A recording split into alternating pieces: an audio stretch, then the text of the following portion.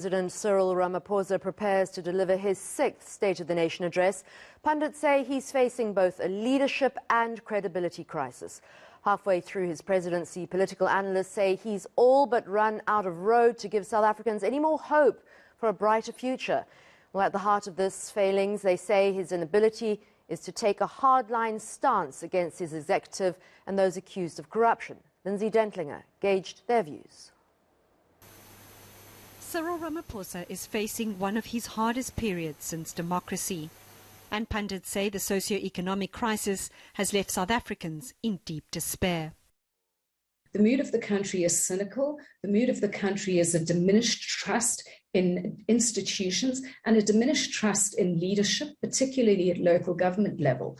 What we are seeing all around the country is things falling apart and the centre barely holding.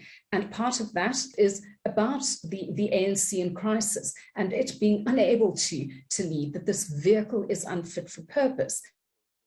Despite his countless promises to tackle corruption in past State of the Nation addresses, the slow pace at which corruption accused are being brought to book, another analyst says, is impacting trust in Ramaphosa and his government. It's not really so much that he hasn't said what needs to be said. It's more that there hasn't been action. And it is his fault because as the president, at the end of the day, the buck stops with you. And your job and your responsibility is to ensure that, if you say you're going to tackle corruption, that you give, for instance, the NPA, the resources that it requires, the funding that it requires in order to be able to do its job expeditiously. February says the country is on autopilot right now, and the recent incidents of unrest and arson attacks show that all is not well within the Republic.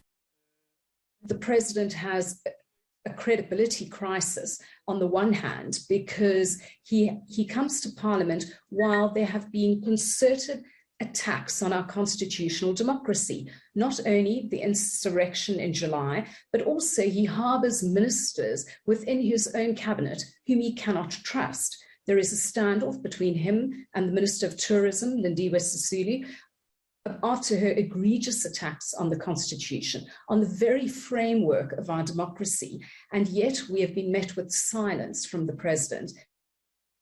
While February's advice to the President is to keep it simple, anti-apartheid activist Sats Cooper says either way, it's going to be a tall ask for Ramaphosa to woo South Africans once again. He needs to really pull the rabbit out of the hat. He needs to be able to say we can trust him. He needs to be able to show that he's got a government that he leads, not that he seems to be led by. And he needs to show that he does have leadership, because when crises happens, this president has been AWOL. And failing to do that could see Ramaphosa deliver his last State of the Nation address if he's toppled at the ANC's elective conference later this year. Lindsay Dentlinger, Cape Town.